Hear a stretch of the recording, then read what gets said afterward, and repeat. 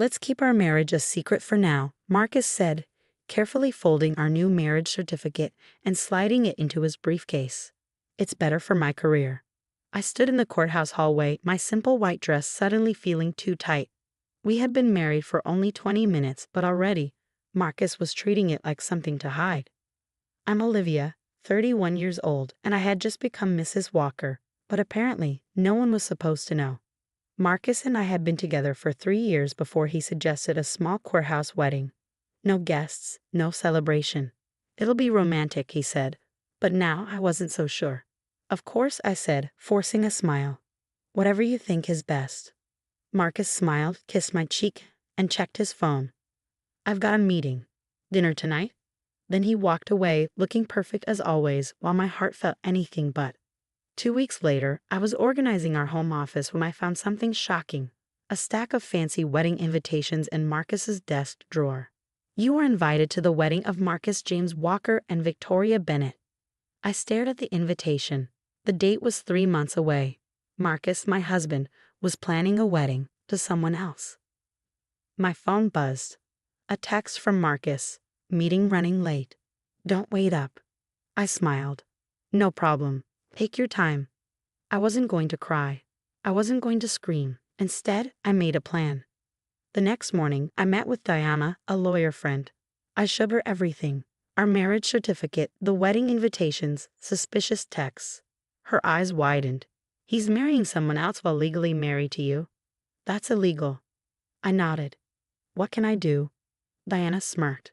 The real question is, how much trouble do you want to cause? Over the next few weeks, I played my role perfectly, the loving, trusting wife. I never questioned Marcus's late nights or sudden weekend trips. Meanwhile, I gathered more proof. Victoria was 25 from a wealthy family, and Marcus clearly thought she was a better match for his career.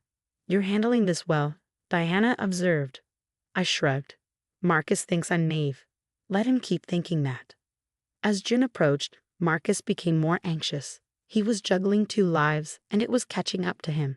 He started making mistakes, leaving wedding details on his laptop, taking calls from Victoria when he thought I wasn't listening. One night, he sat me down, looking serious. Liv, I think we need some time apart. Oh, I said, keeping my face neutral. I just think we rushed into this too quickly, he continued. We want different things. I understand, I said softly. Relief filled his face. You're amazing, Liv. I knew you'd understand. We can keep this private, right? I smiled. Of course, Marcus. Everything will be handled exactly as it should be. That night, he packed a bag and left, probably heading straight to Victoria's. As soon as he was gone, I texted Diana. He took the bait. Time for phase 2. Marcus thought he was in control, but on June 15th, his perfect plan was going to explode in his face. The weeks before June 15th felt like a carefully planned game. Marcus had officially moved out, acting like a regretful husband who needed space. Meanwhile, I gathered more proof, including recordings of his phone calls about the wedding with Victoria, completely unaware that I had placed a legal recording device in our home office.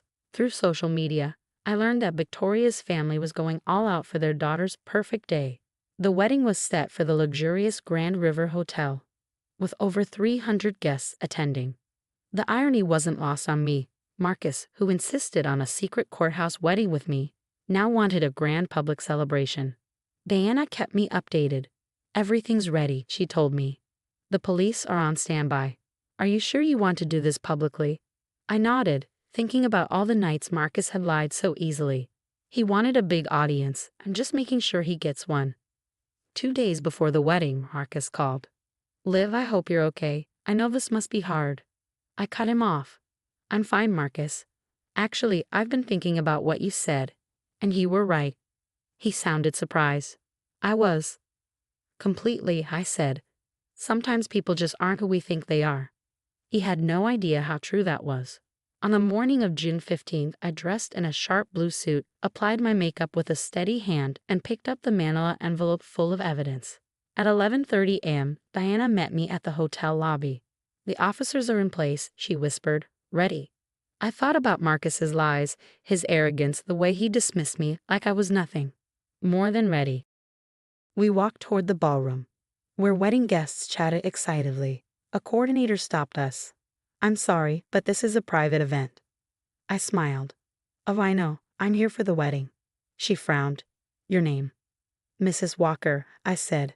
"The bride." Her face paled. "That's impossible. The bride is Miss Bennet." Diana stepped forward, handing over her business card. "There's been a mistake, but not on our part. We need to speak with Marcus Walker immediately." Moments later, chaos erupted. Security was called. Then the police arrived just as planned. Marcus was pulled from the groom's suite, his face turning pale when he saw me. "Liv," he stammered. "What are you doing here?" "Hello, husband," I said loudly, making sure everyone could hear. "I thought I should attend your wedding. After all, we're still legally married." Gasps filled the room. Victoria's father stormed forward. "What is the meaning of this?"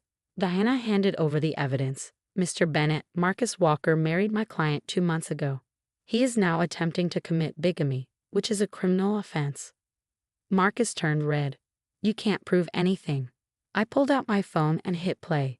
His own voice filled the room, discussing wedding details with Victoria while admitting he was already married. Victoria stood frozen in her wedding dress, tears running down her face. Her father looked furious. Diana turned to the officers. "I believe it's time." The police stepped forward and arrested Marcus, reading him his rights. The guests whispered in shock. Victoria's mother tried to comfort her, while Mr. Bennet was already calling his lawyers. Diana touched my arm, ready to go. I glanced at the chaos Marcus had caused. The lies, the betrayal, the shattered wedding. "Yes," I said. "I think my work here is done." As we stepped outside, Diana asked, "Why didn't you confront him sooner?" I smiled. "Because Marcus always cared about appearances. It was only right to let him face the truth in front of the people he wanted to impress." The sunlight felt warm on my face. For the first time in months, I felt free. Marcus had tried to keep me in the shadows. Instead, his lies had been exposed in the brightest light of all, exactly where they belonged. The aftermath of Marcus's failed wedding unfolded like a carefully orchestrated symphony. Within hours, the story had spread through both our professional circles. Marcus, the master manipulator, found himself facing not just legal consequences, but the complete destruction of the carefully crafted image he'd built. Victoria's father, as I learned through Diana, was pressing charges for fraud beyond the bigamy charge. Apparently, Marcus had convinced the Bennets to invest in several business ventures that were starting to look suspiciously like a Ponzi scheme. "The TA is very interested in the evidence we gathered," Diana told me over coffee a week later. Those recordings didn't just catch him admitting to the double marriage, they caught him discussing multiple fraudulent schemes. He was using the wedding to secure more investments from Victoria's family. I wrapped my hands around my coffee cup, absorbing the information. And Victoria? Devastated but grateful, surprisingly. She sent a message through her lawyer thanking you for stopping her from making the biggest mistake of her life. Apparently, there were red flags she'd been ignoring. I knew all about those red flags. The constant need for privacy, the mysterious business meetings, the way he'd twist situations to his advantage. I'd seen them all, but I'd chosen to see them through the lens of love and trust. Never again. Marcus tried to contact me from jail, leaving messages with promises of explanations, pleas for understanding, even threats. I forwarded them all to Diana without listening to them. His words had lost their power over me. The divorce proceedings moved swiftly, given the circumstances. Marcus had no defense, no leverage, and no choice but to agree to my terms. The judge was particularly unsympathetic to his attempts to claim any marital assets. "You tried to enter into a fraudulent marriage while already legally married," the judge stated flatly. "You're lucky your wife isn't pursuing additional civil charges." My colleague Sarah caught me in the hospital hallway one morning, concern etched on her face. "Are you really okay? After everything that happened?" I considered her question carefully. "You know what's strange? I am. For months, I carried the weight of his deception, planning and preparing for that moment. Now that it's over, I feel lighter." And it was true. The anxiety that had lived in my chest since finding those wedding invitations had dissolved, replaced by a sense of quiet strength. I'd faced the worst kind of betrayal and emerged stronger, wiser. 3 months after the wedding that wasn't, I received an unexpected visitor at my office. It was Victoria's mother, elegant and poised despite the obvious discomfort of the situation. "I needed to thank you in person," she said, perching on the edge of the visitor's chair. "Not just for saving Victoria from marriage to that man, but for handling it the way you did. You could have exposed everything much earlier, made an even bigger scandal." I shook my head. That wouldn't have served any purpose. I needed to make sure he couldn't twist his way out of it, couldn't make more victims. She nodded, understanding. "Well, Victoria is doing much better now. She's focusing on her career, being more cautious with her trust. You taught us all a valuable lesson about looking beneath the surface." As she left, I thought about lessons learned. Marcus had taught me that some people view relationships as transactions, love as a currency to be traded for advantage. But he'd also taught me my own strength, my capacity for strategic thinking under emotional pressure. Deanna called me last week with news that Marcus had accepted a plea deal. He would serve time for both the bigamy and fraud charges. His career was over, his reputation destroyed. The man who had been so concerned with keeping options open now found all his options closed. "Any regrets?" Diana asked after telling me the news. I thought about that day in the courthouse, when Marcus slipped our marriage certificate into his briefcase like it was a shameful secret.